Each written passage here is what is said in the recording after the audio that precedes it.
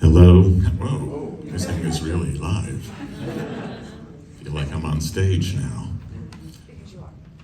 Fanny, you mentioned in the speech there 40 years with Tim Burton. Talk about what an important relationship that has been in your life and how it works creatively. I don't even know how to explain that, because when we first met in 1985, our backgrounds were so similar. He also grew up like myself, a monster kid in Los Angeles.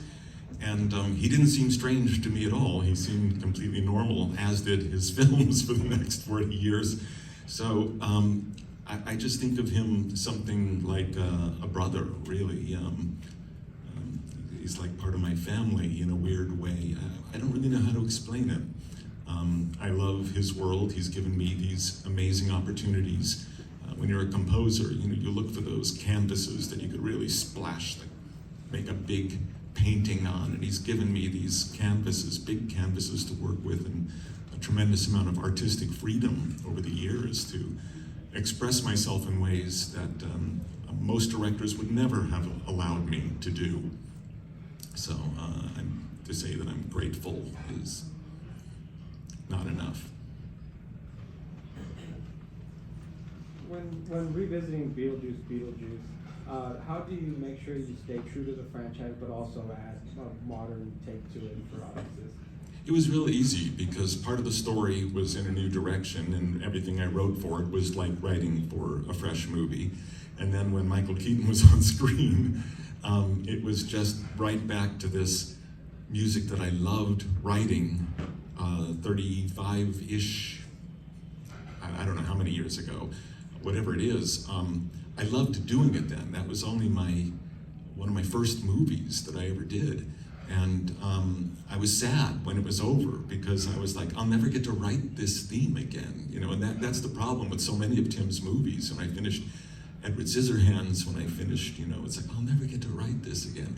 And I felt that way after Beetlejuice, so to be able to do it again 35 years later was just, what an extraordinary gift and a surprise.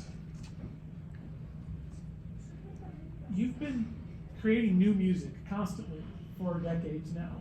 When you go and revisit something that you created in the past, is there a discovery, like a rediscovery of it, that gets you re-energized? Like how do you relate to your older music? Well, thank you. That's an interesting question, because I'll listen to it, and when it's from a movie from a long time ago, I'll go, wow, that's how I did that. And I actually have to kind of study it a bit, because my style has changed. I really spent the first 10, 15 years of my composing career I knew nothing when I started. I never went to music school. And I learned as I did, as I went, doing films. In every film, I tried to learn something new. So at the point when I was doing, I think it's when we did Batman, and Tim's first movie, Pee-wee, 5th, Beetlejuice, 10th, Batman. He goes, how are you doing 4 films between each of my films? Because I was also in a band, so it wasn't free a lot. And I said, if I don't, I won't be good enough to score your next film. I have to learn how to do it. So when I look at the older films, I go, wow, they were so interesting, so different than the way I write now. But I almost study it like I'm studying the work from another composer and trying to absorb it. But at the same time, it's like, oh my God, this is gonna be fun. And I'll never forget, Beetlejuice in particular was surprisingly difficult. When I got there in front of the orchestra, they had a really hard time playing it. And I didn't know why at the time, but at the end of that year, we finally got the score recorded. There was Perez Sarabande put out a best of 88 or something album of music, and they were recording Beetlejuice in London. And the conductor, I love this story, took the music, looked at it on a stand, threw it on the floor and said, this shit is unplayable. And I take that as a great compliment. And it was like such a simple piece, but oddly difficult at the same time, because it was so straight up and down, kind of rigid time. And the conductor that I used at that point didn't understand that at all, and he kept trying to make it sound jazzy. And I was like, just like, no, it really is just exactly what it looks like. Mba, mba, mba, mba, mba. And it was an interesting lesson, one of many lessons I learned in those first 10, 15, 20 years. You talk about growing up here as an LA kid. What concerts did you go to? What venues did you go to when you were growing up here? When, as a kid? Mm-hmm. Or Well, as a teen? I mean, yeah, as a teen, right. I mean, my first concert ever, I wish I knew exactly where I was. I saw the Doors play at the Aquarius Theater.